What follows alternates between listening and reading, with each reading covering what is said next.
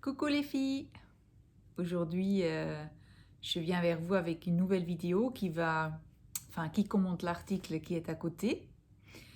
Et c'est un sujet, je crois, qui vous préoccupe certainement beaucoup quand vous êtes dans cette spirale du désir d'enfant non abouti depuis un certain temps. Et moi, ça m'a aussi beaucoup pesé pendant les 5 ans parce que vous imaginez bien que j'ai vu naître les premières et les deuxièmes et parfois même vu apparaître la grossesse des troisièmes enfants. Et tout ça pendant que moi, j'étais pas encore enceinte. Donc je sais très très bien qu'est-ce que ça fait. Je sais très très bien comment on se sent, cette souffrance qu'on peut ressentir dans cette situation-là.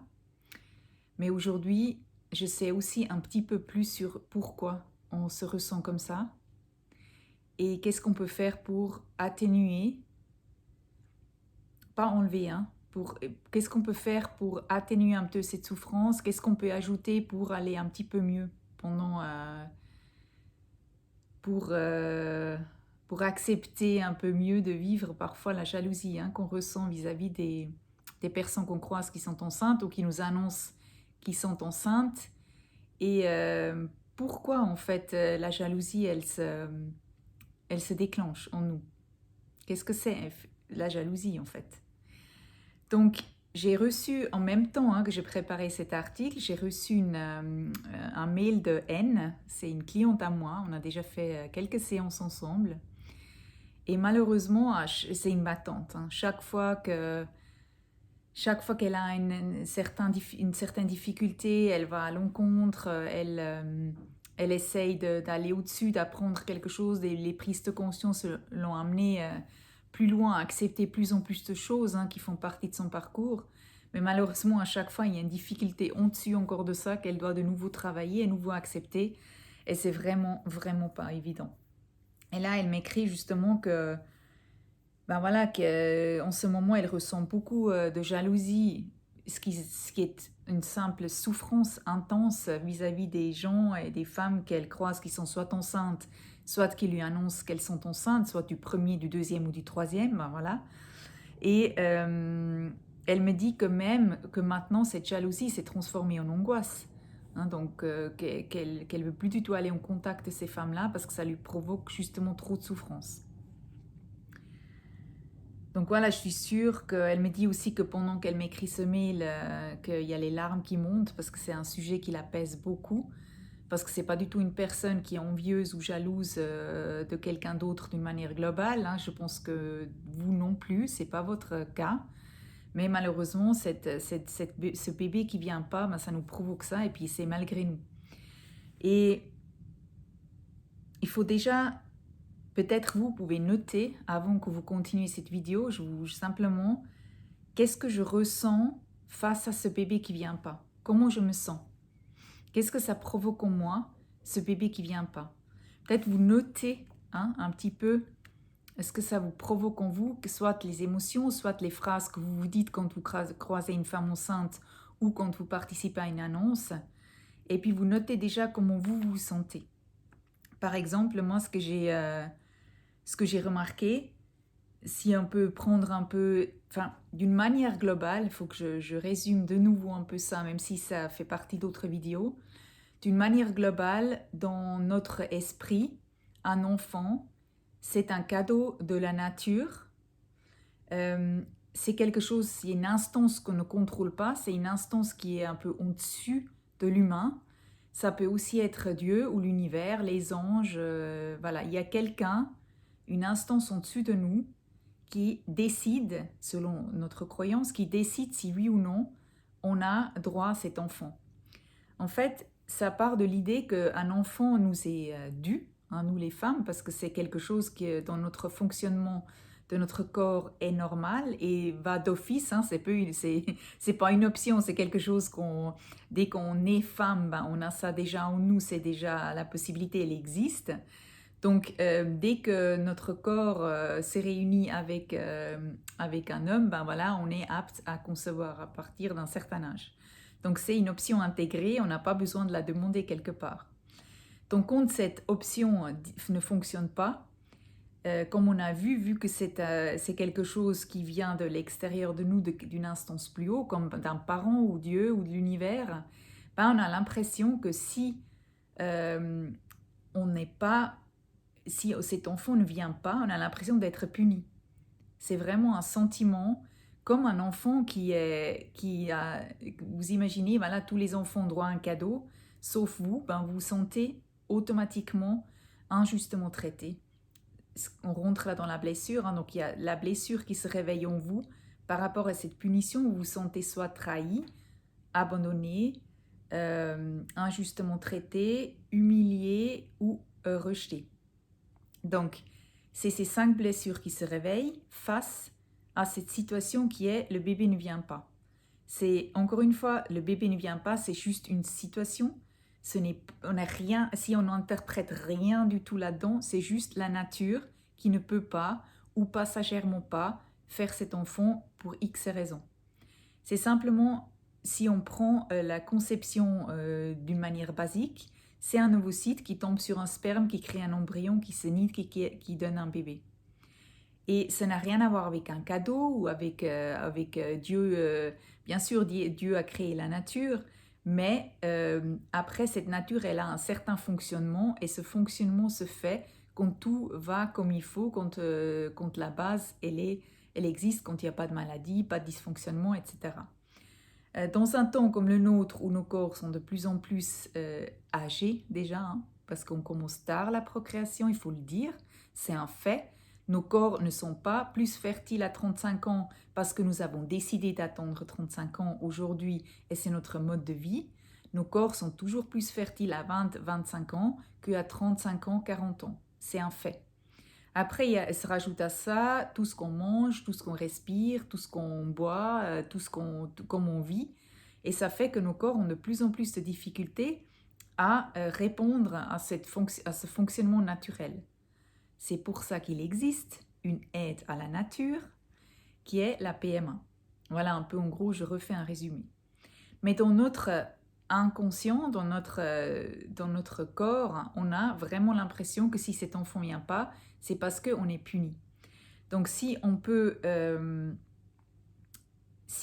résumer un tout petit peu, ça veut dire que si je reprends la question qu'est-ce que je ressens face à ce bébé qui ne vient pas, je peux un peu scinder en 2 parties. Je peux dire soit je ne suis pas comme je le devrais. Je suis quelqu'un qui peut-être je suis moins bien que les autres. On peut dire j'ai moins de valeur parce que ce bébé ne vient pas. Hein, c'est ce qui arrive en général. Ça veut dire qu'on se ressent moins de valeur face à ce bébé qui vient pas. Parce qu'on a l'impression, vu qu'on ne mérite pas le cadeau, qu'on fait quelque chose de faux ou n'est quelque chose de faux. Donc la première partie, c'est je ne suis pas aussi bien que les autres et c'est en lien avec la honte. Donc on a honte de ne pas être comme les autres. Après, il y a la deuxième catégorie, c'est je ne fais pas ce que je devrais faire. Ça veut dire que je fais quelque chose de faux. C'est dans le faire, c'est lié à la culpabilité. Ça veut dire que je ne fais pas ce qu'il faut pour que ce bébé réussisse à venir. Donc on a vraiment ces 2 grosses thématiques, à part les blessures, hein, bien sûr, sur lesquelles on tombe, on a 2 grosses thématiques qui sont la honte et la culpabilité. Et quand vous croisez une femme enceinte ou quand quelqu'un vous fait une annonce de grossesse, il faut vous imaginer de nouveau que vous avez juste une situation en face de vous, juste une situation, ça veut dire une femme enceinte ou quelqu'un qui vous annonce une grossesse, et c'est votre filtre dans ce que vous vivez et ce que vous croyez et ce que vous avez vécu qui va traduire dans votre corps cette situation.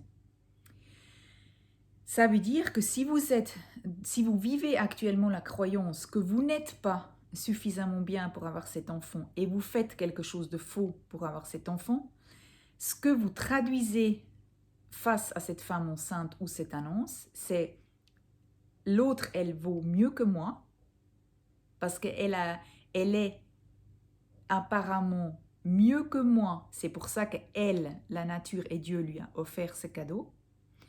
Et dans le deuxième cas de figure, c'est elle a fait quelque chose de mieux que moi. Ça veut dire elle a su faire ce que moi je ne sais pas faire. Donc vous n'êtes pas face à une femme enceinte, vous êtes face à elle est meilleure que moi et elle fait quelque chose de mieux que moi. Et là, vous êtes vraiment dans la dévalorisation de vous complète, où chaque femme enceinte et chaque situation annonce de grossesse va vous dévaloriser de plus en plus parce que vous le traduisez comme ça. Et quand elle me parle de l'angoisse, il faut vous dire que l'angoisse, la peur, c'est un mécanisme de défense. On ressent la peur parce qu'en nous, il y a quelque chose qui a besoin de nous défendre. Ce mécanisme de défense se met en place parce que vous avez l'impression de ne pas être à la hauteur d'une situation.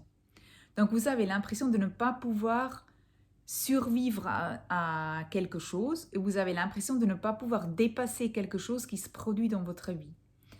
Et là, actuellement, dans ce cas, j'ai l'impression, c'est vu qu'elle est en train de se dire qu'elle vaut moins, elle fait moins bien que les autres, elle vaut moins bien que les autres, elle est tellement dans la peur et dans l'incertitude que ce bébé, peut-être, il viendra pas, et que peut-être elle ne pourra pas faire face à ça, elle n'a pas les capacités pour faire face à ça, elle les a, mais ça c'est simplement un apprentissage. Donc, cette peur, ce mécanisme de défense qui se lie aussi et toujours à la peur de disparaître, à la peur de mourir dans le sens j'existe ou je n'existe pas. Donc dans ce cas-là, c'est vraiment la peur de je ne vais plus exister si ça n'arrive pas. Je ne vais plus exister, donc je vais donc mourir si le bébé vient pas. Donc son sentiment d'exister ou de pas exister est attaché à bébé vient ou bébé vient pas. Et c'était exactement mon cas de figure. Et c'est pour ça qu'on a ce sentiment d'urgence en nous, c'est pour ça qu'on a les angoisses, les crises d'angoisse. Et c'est pour ça qu'on ressent aussi cette jalousie vis-à-vis des autres personnes, parce qu'on a l'impression de ne pas pouvoir exister si bébé vient pas, et on a l'impression que c'est une question de vie ou de mort. Donc, vous imaginez donc la souffrance qu'on ressent, qui est très réelle et qui est absolument à prendre en compte. Maintenant, alors, première solution, vous évitez les annonces de grossesse et vous n'allez plus à l'affront des femmes enceintes. Mais vous savez bien que ça, c'est passagèrement OK parce que vous avez le droit de vous protéger. Moi aussi, je l'ai fait. Il y a certaines annonces que j'ai évitées et j'avais le droit de le faire. Maintenant, il faut savoir aussi que parallèlement à ça, parce que l'évitement, ce n'est pas une stratégie de guérison, que vous allez aller en contact avec votre blessure et avec votre sentiment de ne valoir moins si vous êtes enceinte ou pas, si vous arrivez à avoir un enfant ou pas. Et ça, j'ai vraiment travaillé les dernières, je dirais, 1 année et demie, avant de tomber enceinte de Zoé, simplement en me trouvant d'autres valeurs intérieures à moi qui ne sont pas attachées à cet enfant. Et ça, c'est vraiment, finalement la clé de tout développement personnel, si on peut le dire comme ça. Ça veut dire que sans vouloir se développer, mais même simplement en trouvant à l'intérieur de soi des éléments qui vont nous dire, ok, finalement, comme je suis et ce que je fais, c'est suffisant, c'est bien, et puis même je trouve une lumière en moi qui rayonne par-dessus toute difficulté et toute vague et marée de la vie. Et cette lumière à l'intérieur de moi me donne suffisamment de stabilité et d'ancrage pour endurer n'importe ce que la vie va m'amener, parce que je sais qu'au fond de moi, il y a toujours quelque chose qui est bon pour moi. Et si vous avez ça, si vous entretenez ça, vous avez moins l'impression de disparaître quand l'enfant ne vient pas. Et c'est finalement ce qui s'est passé à la fin de mon désir d'enfant. C'est que, ok, j'allais chercher l'embryon, mais je n'avais plus l'impression de mourir si cet embryon ne restait pas. J'avais l'impression, bien sûr, que ça allait être très dur et que je vais être très triste, mais je savais que j'allais survivre et même que j'allais avoir une belle vie pour la simple et bonne raison parce que je m'étais trouvée, moi et toute la richesse que j'avais à l'intérieur de moi. Troisième élément que je vous invite aussi, pas évident, c'est que de commencer dans votre tête à vous faire de la place en tant que maman. Parce que si vous êtes dans ce cas de figure comme Anne me décrit, c'est que vous avez vraiment l'impression que vous êtes une espèce de pestiféré, comme j'ai eu l'impression moi, et que vous ne faites pas partie du monde des mamans et vous allez pas en faire partie. Vous vous excluez vous-même, il faut être clair, vous vous excluez vous-même de ces femmes-là, de cette partie de femmes qui sont mamans. Alors qu'actuellement, je vous rappelle qu'il y a quand même la plupart des mamans, enfin des femmes qui tombent enceintes grâce à la nature ou grâce à la PMA. Il y a quand même plus de femmes qui sortent avec un bébé qui en sortent sans bébé. Donc, si vraiment tel est votre souhait de devenir maman, il y a des solutions aujourd'hui. Et si vous les employez, vous pouvez faire partie de ce monde-là. Et je vous invite de faire partie de ce monde-là déjà avant. Donc, comment on fait ça? C'est déjà simplement faire attention à nos pensées à nous. Parce que si vous vous dites, moi je ne fais pas partie de ce monde-là, elle est mieux que moi, elle fait mieux que moi, c'est votre pensée à vous. C'est pas elle qui pense ça, c'est vous. Donc travaillez déjà ce sentiment-là. Vous programmons différemment. Non, je ne suis pas moins bien qu'elle, je suis juste dans une autre phase de vie. Hein? Et moi, ça m'a beaucoup aidé de me dire, il y a une partie pour semer, il y a un temps pour semer et il y a un temps pour récolter. Vous allez récolter un jour. Simplement, pour l'instant, vous êtes sur un autre chemin qui, elle, peut-être, elle va l'emprunter plus tard, parce que chacun de nous va à un moment donné arriver à un point dans sa vie où le contact de soi est nécessaire pour continuer, ou pour mieux continuer. Donc actuellement, vous êtes dans une phase où vous avez le temps de vous occuper de vous et d'aller voir à l'intérieur de vous qu'est-ce qui pourrait encore être amélioré, guéri, pardonné pour que vous allez mieux vivre. Pas pour avoir le bébé, pour mieux vivre. Donc permettez-vous de faire partie du monde des mamans. Par exemple, moi, j'ai vraiment consciemment, je me suis lancé des défis. Je me suis dit, oui, je vais aller dans un rayon bébé, je vais m'acheter un petit habit. Oui, je vais aller dans un kiosque et je vais m'acheter un magazine de femmes enceintes ou de grossesse. Et je vais le feuilleter, non comme avec la douleur dans le cœur que je ne le suis pas, où je ne fais pas partie de ce monde-là. Non, je vais le feuilleter avec la joie d'en faire partie de ce monde-là. Et j'ai même découpé, j'ai fait un cahier où j'avais découpé tout ce que je voulais acheter pour mon bébé, le Mexicosi, quelle poussette. Vous voyez, j'ai vraiment fait, si je l'ai fait, c'était un exercice, hein, ça m'a coûté, hein, il faut vous dire. Hein, c'était pas non plus d'aller à ce kiosque, aller chercher un magazine de grossesse et aller le payer en pensant que cette femme pourrait penser que je suis enceinte. Ça m'a coûté, mais je l'ai fait pour moi parce que je voulais que dans mon champ énergétique, la possibilité que je devienne maman existe. Et mesdames, cette possibilité, elle existe. Vous allez un jour ou l'autre, la page va se tourner, comme pour moi, comme pour plein des millions de femmes d'autres. Un jour, la page se tourne et vous faites partie des mamans. Mais mettez-vous déjà maintenant dans cette énergie. Parce que comme ça, c'est plus fluide, vous voyez? Parce que là, vous vous excluez complètement de ce monde-là. C'est pour ça que quand vous avez une femme enceinte en face de vous, vous avez l'impression que c'est inatteignable. Mais ça l'est pas. Ça l'est peut-être dans votre esprit, dans votre inconscient, mais ça l'est pas. Concrètement, ça l'est pas. Vous pouvez faire partie de ce monde-là. À un moment donné ou à un autre, vous allez en faire partie. Et si vous vous programmez ça, qu'un jour ou l'autre, c'est vous qui allez annoncer cette grossesse, vous allez toujours vous orienter vers la solution. Vous allez toujours aller vers là où vous devez aller pour que ça se réalise. Et ça se réalisera.